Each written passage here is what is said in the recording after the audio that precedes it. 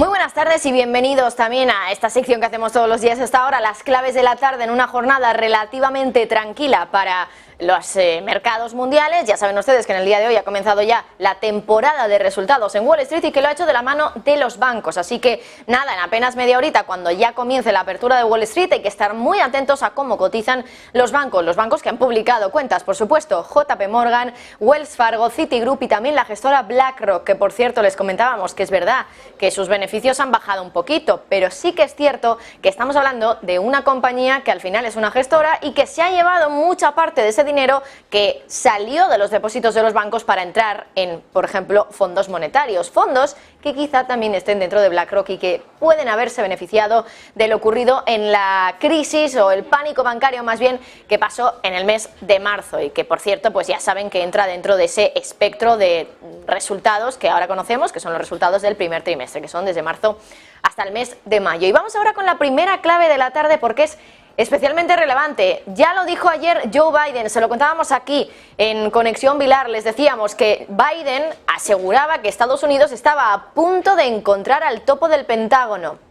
Claro, que lo dijera el presidente ya era símbolo de que estaba muy cerquita ese momento en el que pudiéramos conocer quién era la persona que había filtrado esos documentos del Pentágono. Y solo unas horas después de esas palabras de Joe Biden, ayer por la tarde, el FBI detenía al sospechoso número 1, Jack Teixeira, un joven de 21 años, que desde luego resalta por su joven edad, por supuesto, que trabajaba en la Guardia Nacional Aérea y que lo hacía como oficial de sistemas de transporte cibernético. Bueno, un joven al que, por cierto, solo se le exigían estudios de secundaria para trabajar en ese puesto de trabajo, un carnet de conducir y una formación en el propio trabajo, en el propio puesto, durante 18 meses para poder trabajar ahí.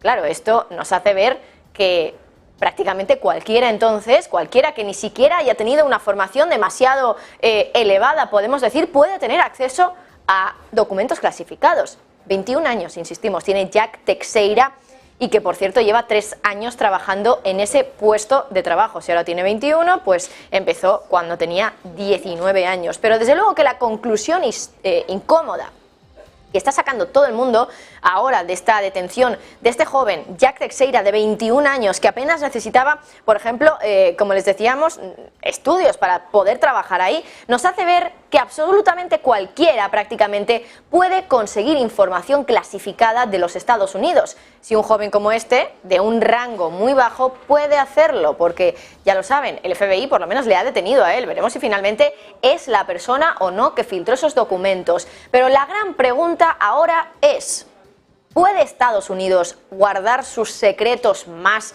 altos y más sensibles? Bueno, tiene pinta de que no, la verdad, porque el secretario de Defensa de Estados Unidos ha anunciado, lo hizo en el día de ayer, que están revisando el acceso y los procedimientos de control en el Pentágono para asegurarse de que no vuelve a haber una filtración de secretos como la que hemos tenido ahora y que han puesto patas arriba esa estrategia de Estados Unidos, ya no solo con respecto a Zelensky, porque recordemos que le estaban espiando. Claro, ahora Zelensky, sabiendo que le espían, pues no se va a comportar de la misma manera, igual que no lo va a hacer, por ejemplo, Corea del Sur o Rusia, después de conocer cuáles son las últimas tácticas que habían pensado establecer en el campo de batalla desde Estados Unidos.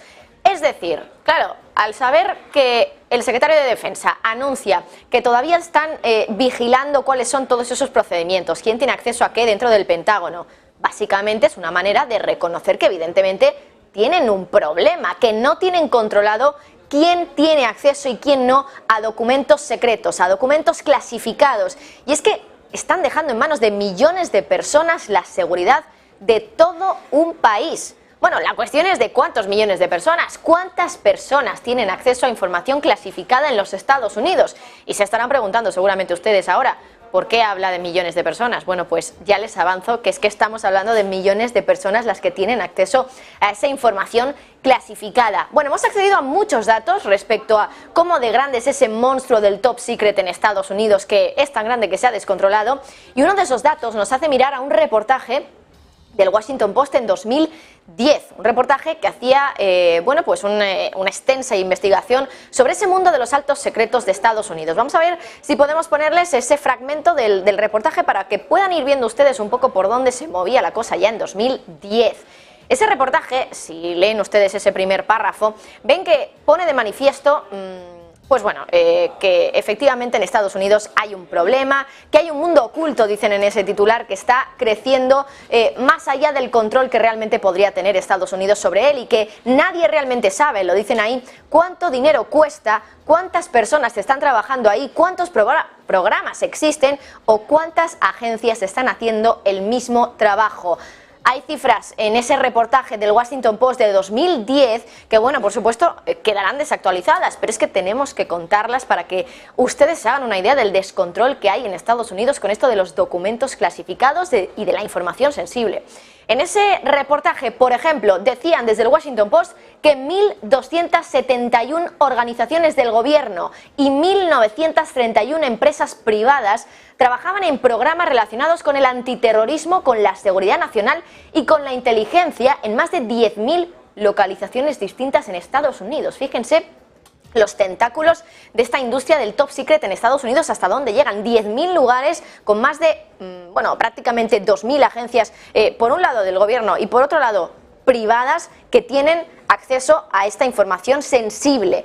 También ese reportaje cuenta que se estima que 854.000 personas, esto es más de las que viven, por ejemplo, en Washington a día de hoy, que son unas 700.000, más de 854.000 personas tienen acceso a información de alto secreto de los Estados Unidos.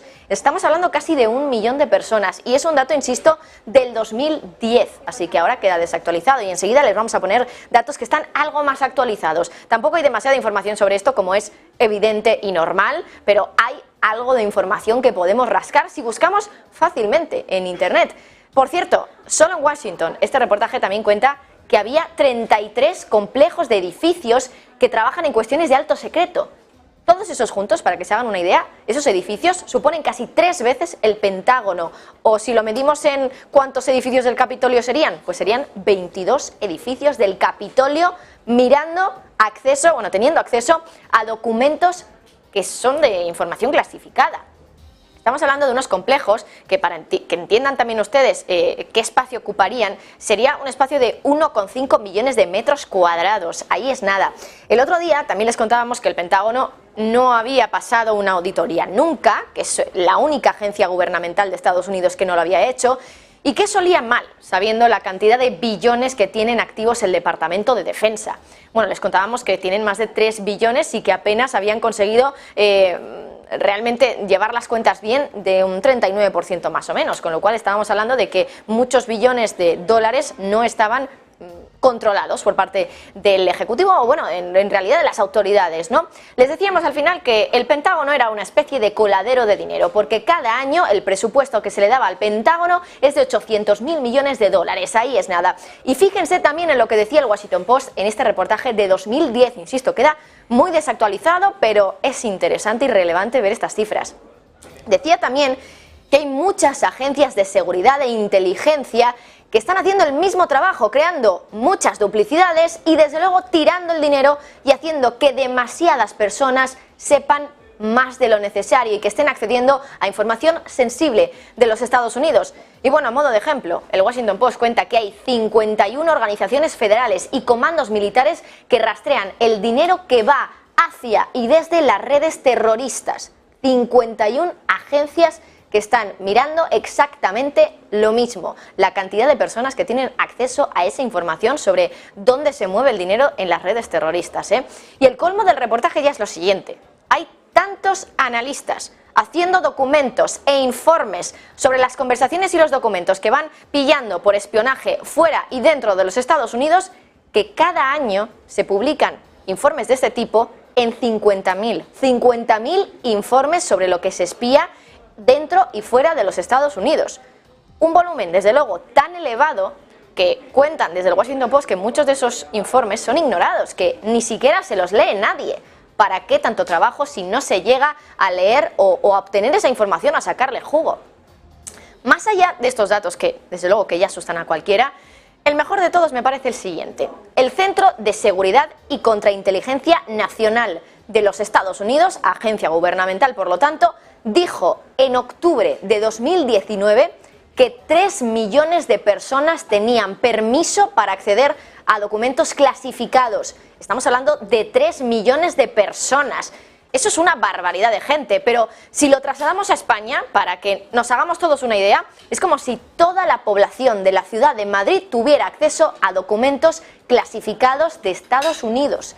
Más o menos un 6% de la población española. Claro que la población de España con respecto a la de Estados Unidos no tiene nada que ver, que estamos hablando de una población de muchos millones de personas. Si lo comparamos este dato, los 3 millones de personas que dice la agencia gubernamental de Estados Unidos que tienen acceso a esa información clasificada, si lo comparamos con el total de la población de Estados Unidos, bueno, es cierto que apenas es un 1%, pero que un 1% de tu población, que desde luego Estados Unidos es uno de los países más poblados del mundo, sepa que cuáles son los más altos secretos del país, pues desde luego que es como para echarse las manos a la cabeza cuanto menos.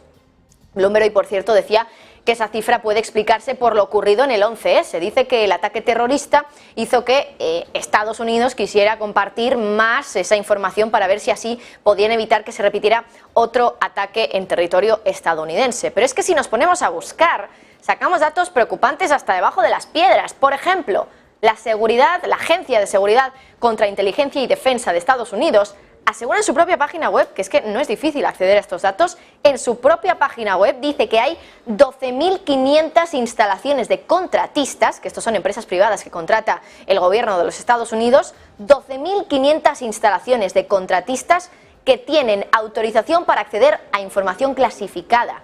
Al menos ese es el número que está, dice esta agencia, bajo sus responsabilidades de supervisión de seguridad.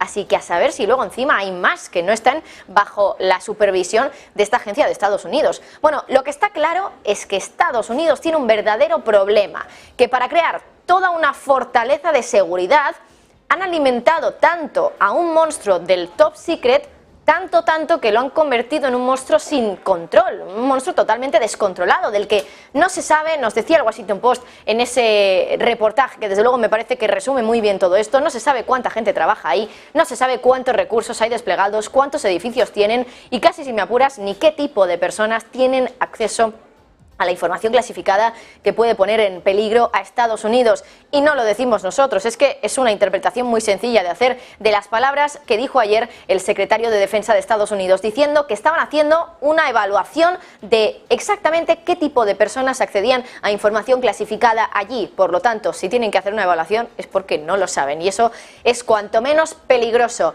Este tema se lo contaremos un poquito más en detalle, lo vamos a analizar con Antonio Alonso enseguida, en apenas 20 minutitos, pero hay más cuestiones esta tarde que nos hacen mirar a, bueno, pues otros temas. Por ejemplo, el reino del dólar. Ya saben ustedes que hoy, por cierto, estamos a la espera, se lo contábamos antes, de declaraciones de Lula da Silva, presidente de Brasil, que está con Xi Jinping, el presidente chino, ahí en el gigante asiático, y sobre todo también estamos pendientes a lo que pueda decir del dólar estadounidense, después de que ayer el presidente de Brasil cargara duramente contra el dólar de Estados Unidos. Lula da Silva pidió a los países en desarrollo que trabajaran para reemplazar el dólar estadounidense con sus propias monedas en el comercio internacional que hacen estos países. Bueno, es casi como si escucháramos a Xi Jinping hablando por la boca de Lula da Silva pidiendo el fin del dominio del dólar en el comercio mundial. Sus palabras exactas han sido las siguientes: todas las noches me pregunto por qué todos los países tienen que basar su comercio en el dólar. ¿Por qué no podemos comerciar, dice, con nuestras propias monedas? ¿Quién fue el que decidió que el dólar fuera la moneda tras la desaparición del patrón oro? Todo esto palabras de Lula da Silva, insistimos. Hace unas semanas, por cierto, ya saben, se lo contábamos aquí, Brasil ya dijo que a partir de ahora todas las transacciones transfronterizas que se hicieran con China se iban a hacer en sus monedas, en yuanes. Y estamos hablando de muchísimo dinero, porque el comercio bilateral entre China y Brasil se ha disparado durante la última década 150.000 millones de dólares al año. Eso el año pasado. China le compra productos agrícolas y minerales de Brasil y también invierte en el gran mercado de consumo y en el sector de infraestructura del país latinoamericano. Bueno, la relación económica entre ambos países ha crecido tanto en los últimos años y ha alejado mucho a ambos países de promover un mayor uso pues de esas respectivas monedas que tienen en el comercio bilateral. Esta semana, por ejemplo, sin ir más lejos, uno de los últimos ejemplos que tenemos es que la sucursal brasileña del Banco Industrial y Comercial de China, de propiedad estatal, por cierto, liquidó la primera transacción hecha directamente en yuanes en el país. último, vamos con la última clave de la tarde y volvemos a un tema que parece que ha quedado en el olvido en los medios de comunicación. Hablamos del techo de deuda de Estados Unidos, del bloqueo más bien del techo de deuda. Hace unas semanas, ya lo saben, Estados Unidos llegó a su límite de emisión de deuda, en torno a los 31 billones de dólares, y el Congreso tenía que aumentar ese límite de nuevo si quería que Estados Unidos pudiera seguir emitiendo deuda para hacer frente a sus pagos. Ya saben que ahora el sistema va así. Hay que emitir deuda para pagar la deuda que emitimos años anteriores, ¿no? Bueno, pues poco después llegaron las midterm, ya lo saben, el año pasado la victoria de los republicanos pues hizo que tuvieran el control del Congreso de Estados Unidos y ahora pues hay todo un bloqueo ahí. Todavía además no ha salido adelante la aprobación de ese aumento del límite del techo de deuda. Mientras tanto, ¿qué pasa? ¿Sigue Estados Unidos pagando sus obligaciones o no? Bueno, pues todo apunta a que sí. ¿Y a qué ritmo? Fíjense en el gráfico que les vamos a enseñar ahora, que es de la cuenta general del Tesoro. Es el Treasury General Account, que es básicamente la cuenta de efectivo donde el gobierno ingresa impuestos y de donde saca el dinero para gastos como los programas de bienestar, los salarios de los empleados del gobierno o los pagos de los intereses. Bueno, el gráfico indica que Estados Unidos está gastando dinero a un ritmo de unos 150.000 millones al mes. Eso para el mes pasado, el mes de marzo. Es que lo pueden ver ustedes ahí muy rápidamente, que son una barbaridad de millones. Si nos fijamos en la última semana, pues ahí ya son solo 50.000 millones en una semana que está gastando el Tesoro. Desde luego, mucho dinero el que se está gastando Estados Unidos mientras el techo de deuda sigue bloqueado y a priori la economía más grande del mundo sigue sin poder emitir más bonos. Ayer, por ejemplo, Morgan Stanley sacaba un informe advirtiendo que, ojo, la crisis bancaria y el dinero que ha tenido que inyectar el gobierno de Estados Unidos al sistema financiero puede haber afectado al techo de deuda. Porque claro, con esto del techo de deuda está el tema de hasta dónde le va a llegar el dinero que tiene ahora Estados Unidos sin emitir más deuda. Bueno, eso se le conoce como la fecha X. Ahora los expertos calculan que esa fecha X va a ser en junio, es decir, nada, en 2 meses. Y la pregunta que se hace ahora Morgan Stanley en ese informe es si esa fecha X puede adelantarse con lo que ha pasado ahora. Bueno, pues Morgan Stanley es bastante optimista. Dice que mantiene sus estimaciones de que la fecha X va a ser a principios del mes de agosto, aunque dice el banco que al final de la temporada fiscal va a traer más claridad porque pues bueno, vamos a tener algo más de tranquilidad o de claridad sobre el momento en el que el Tesoro se va a quedar sin dinero. Y es que hay que recordar que la FDIC, es decir, la Corporación de Seguros de Depósitos, retiró 27.000 millones de dólares por el pánico bancario del Tesoro. Dinero que retiró del Tesoro, insistimos. Pero Morgan Stanley cree que eso, lejos de ser algo malo para la fecha X, es decir, que la pueda traer a días antes, que la pueda adelantar, dice que va a ser algo bueno, que incluso a lo mejor puede retrasar esa fecha X, porque dice que le va a servir de excusa al Tesoro para poder emitir más deuda con letras del Tesoro para cubrir las salidas de dinero del FDIC. Así que ahí lo tienen, un tema que parece que está pasando desapercibido en los medios de comunicación porque todavía es cierto que queda un tiempo hasta que Estados Unidos llegue a esa fecha X, pero desde luego después de la crisis bancaria hay que tener esto muy en cuenta para entender si realmente le ha afectado algo al techo de deuda de Estados Unidos y si esa quiebra, entre comillas, del país más importante del mundo, de la primera potencia del mundo, puede llegar más pronto que tarde.